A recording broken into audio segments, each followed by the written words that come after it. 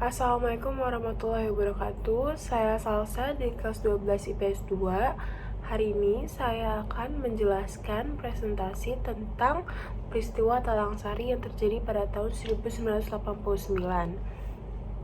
Yang pertama itu ada pengertian dari HAM atau hak asasi manusia. Jadi hak asasi manusia atau yang bisa kita kenal dengan HAM adalah hak dasar yang dimiliki setiap manusia di seluruh dunia. Nah, hak ini muncul sejak kita terlahir di dunia ini. Nah, HAM itu sifatnya melekat di diri kita sendiri, di diri manusia. Nah, hak manusia itu tidak tergantung pada pemberian orang lain, masyarakat maupun negara. Nah, bisa dikatakan hak manusia tercipta dari Tuhan Yang Maha Esa. Nah, HAM bisa dijelaskan pada Undang-Undang Dasar 1945 Republik Indonesia seperti yang terdapat pada pasal 27 ayat 1, pasal 28, pasal 29 ayat 2, pasal 3 ayat 31 ayat 1, serta pasal 30 ayat 1. Nah, salah satu contohnya adalah pasal 27. Jadi yang berbunyi seperti ini.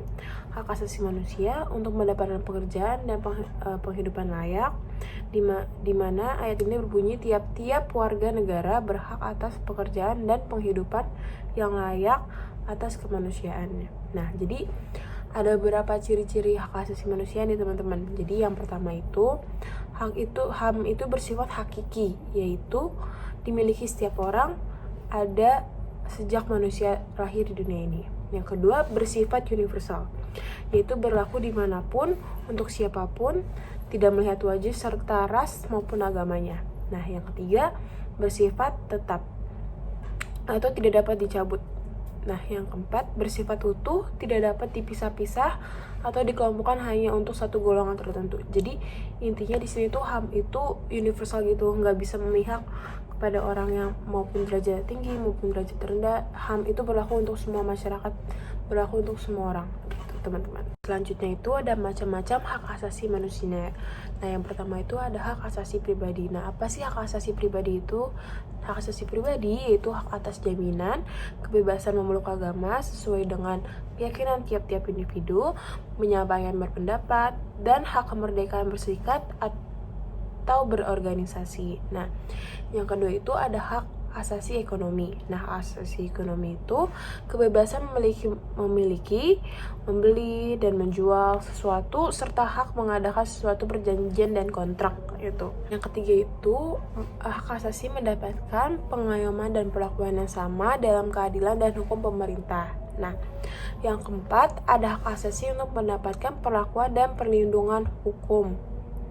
Nah, jadi yang dimasukkan perlindungan hukum adalah mendapatkan perlakuan yang adil dan wajar sesuai dengan Undang-Undang Dasar, terutama terkait penggeledahan, penangkapan, proses pengadilan, dan lainnya gitu teman-teman. Terus yang kelima ada hak asasi politik. Nah, hak asasi politik itu pengakuan bersama derajat sebagai warga negara. Setiap warga negara yang memenuhi persyaratan berhak untuk dipilih atau memilih dalam proses pemilihan umum. Hal mendirikan atau memasukkan keanggotaan partai politik juga termasuk hak asasi politik teman-teman. Nah, yang keenam itu ada hak asasi sosial dan budaya. Hak asasi dan budaya itu mendapatkan pengajaran dan mengembangkan budaya. Jadi dia mempunyai hak untuk mengembangkan budayanya ia sendiri gitu. Jadi itu termasuk hak asasi teman-teman. Nah, setelah itu yang contoh yang terakhir itu hak asasi mendapatkan pengayoman dan perlakuan yang sama dalam keadilan dan hukum pemerintahan gitu teman-teman. Nah, selanjutnya itu adalah latar belakang terjadinya pelanggaran HAM. Nah, yang aku dapat di sini itu ada dua jenis faktor yang melatar belakangi terjadinya pelanggaran hak asasi manusia. Nah, ya antara lain itu ada faktor internal dan faktor eksternal. Jadi, yang pertama itu faktor internal. Nah, yang pertama itu ego yang tinggi. Nah, ego yang tinggi itu dapat membuat kita kehilangan akal sehat. Kita bisa menghalalkan segala cara untuk memenuhi ego kita tersebut. Nah, jadi termasuk melanggar HAM orang lain, teman-teman. Yang kedua itu kesadaran yang rendah akan pentingnya hak asasi manusia. Nah, kurangnya kesadaran akan hak asasi manusia mengakibatkan sikap kita itu semena-mena terhadap orang lain karena menganggap bahwa hak asasi manusia bukanlah sesuatu yang pantas dihargai. Nah, semakin kurangnya kesadaran akan hak asasi manusia, semakin besar pula kemungkinan terjadi pelanggaran HAM. Nah, yang ketiga itu kurangnya sikap toleransi.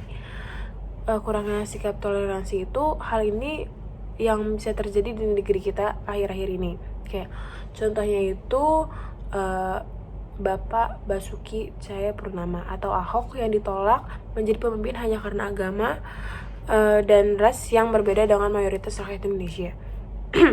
Ahok juga dicemooh dan difitnah terus-menerus. Menurut saya ini juga disebabkan karena rendahnya toleransi dari masyarakat itu sendiri, teman-teman. Kayak Indonesia akibatnya itu ras, suku, agama, dan budaya. Nah, yang faktor kedua itu ada faktor eksternal, yaitu yang pertama itu penyalahgunaan kekuasaan. Nah, ini dapat kita lihat dari kasus yang sudah sangat marak di Indonesia, yaitu korupsi. Nah, korupsi bukannya orang miskin atau kekurangan, melainkan pejabat-pejabat tinggi yang udah ada di atas sana, teman-teman. Nah, jadi orang-orang ini itu menyalahgunakan kekuasaan guna merampas uang yang seharusnya menjadi hak masyarakat.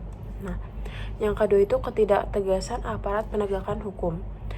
Nah, ketidaktegasan ini dengan banyak kasus-kasus HAM yang semakin mencuat, jadi jarang mendengar bahwa para pelanggar hak asasi manusia tersebut itu dihukum dengan berat. Jadi pelanggaran yang diberikan itu tidak sesuai. Nah, jadi terus yang ketiga itu ada penyalahgunaan teknologi. Nah, kita itu tentu bahwa teknologi itu merupakan begitu luas itu kan. Nah, habis itu orang juga bisa memanfaatkan, entah itu buruk, mau tujuan yang buruk maupun tujuan yang baik.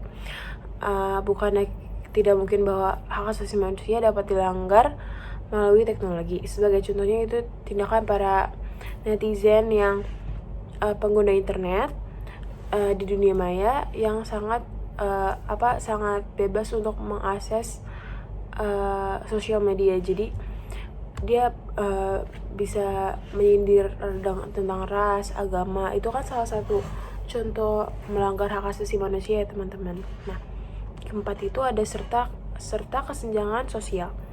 Di Indonesia itu tingkat kesejahteraan masyarakat tidak sepenuhnya merata. Nah, yang berujung pada pelanggaran HAM. Gak jarang pada para pelaku pelanggaran HAM melakukan tindakan tersebut karena adanya kesenjangan yang begitu besar dalam masyarakat. Tidak pembagalan juga menjadi salah satu contoh kesenjangan sosial dalam masyarakat pada zaman ini, teman-teman. Nah, setelah itu aku pengen nih kasih tahu ke teman-teman salah satu pelanggaran HAM yang pernah terjadi di Indonesia. Nah, itu peristiwa Talang Sari pada tahun 1989. Jadi, peristiwa Talang Sari itu adalah insiden yang terjadi di antara kelompok Warsidi dengan aparat keamanan di Dusun Talang Sari 3, Desa Raja Basa Lama, Kecamatan Wai Jepara, Kabupaten Lampung, sebelumnya masuk ke Kabupaten Lampung Tengah. Nah, peristiwa ini terjadi pada 7 Februari 1989. Peristiwa Talang Sari ini tak lepas dari peran seorang tokoh bernama Warsidi. Di Talang Sari, Lampung, Warsidi dijadikan imam oleh Nur Hidayat dan kawan-kawan. Selain karena tergolong senior, Warsidi adalah juga pemilik lahan sekaligus pemimpin komunitas Talang Sari yang pada awalnya hanya berjumlah di bawah 10 orang. Nah, kasus Talang Sari ini bukan hanyalah satu kasus.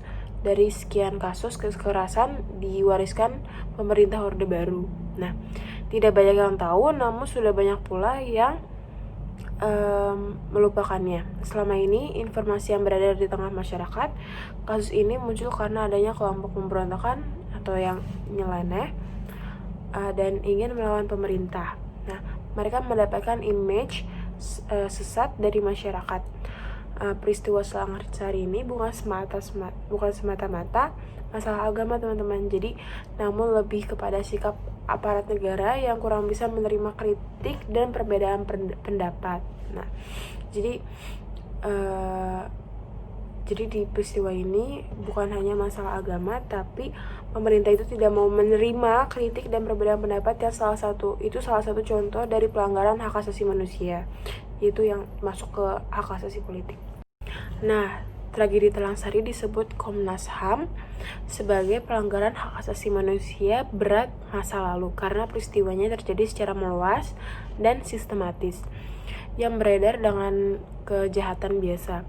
Nah, Undang-Undang Nomor 26 Tahun 2000 Pasal 9 tentang Pengadilan Hak Asasi Manusia menyebutkan bahwa penyerangan terhadap kelompok sipil yang dilakukan atas perintah atau komando dari atasan militer maupun non-militer dapat dikategorikan sebagai kejadian yang terjadi secara sistematis sehingga dapat disebut sebagai kejahatan terhadap kemanusiaan.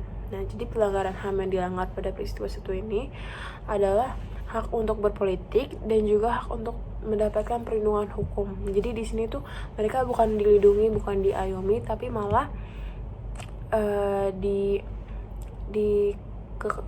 menggunakan kekerasan gitu teman-teman. Nah, jadi selain pemerintah harus menerima pendapat maupun kritik masyarakat, mereka juga harus melindungi rakyatnya yang sebagaimana itu adalah bagian dari hak masyarakat itu sendiri.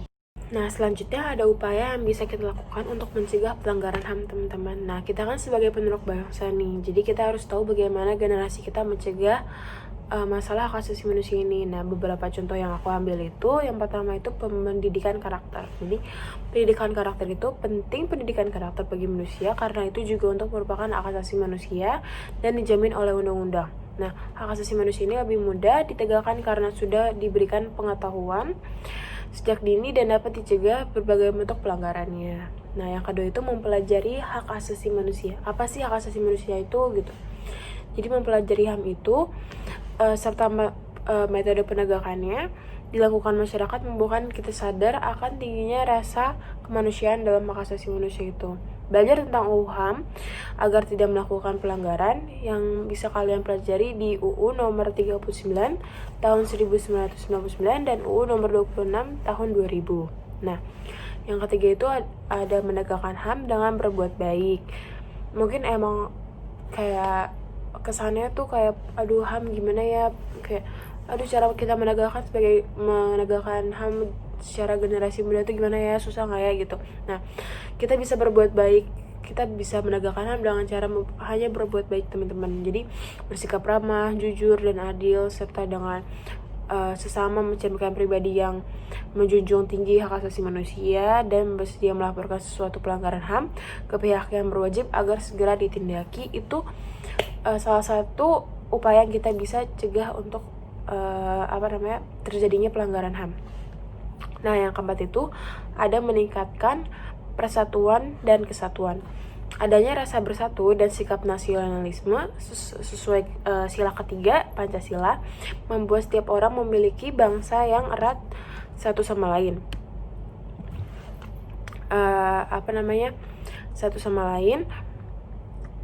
Dan saling bergandengan untuk menegakkan hak asasi manusia serta melakukan positif yang dapat meningkatkan kesatuan antar masyarakat. Nah, yang terakhir itu ada melakukan pengawasan upaya penegakan hak asasi manusia.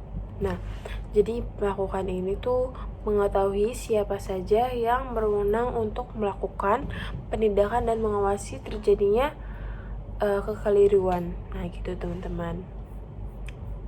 Nah, mungkin segitu aja yang bisa aku sampaikan untuk teman-teman. Kurang lebihnya mau dimaafkan. Mungkin jika ada kritik dan saran bisa disampaikan. Kurang lebihnya mohon maaf. Billahi taufiq wal hidayah. Wassalamualaikum warahmatullahi wabarakatuh.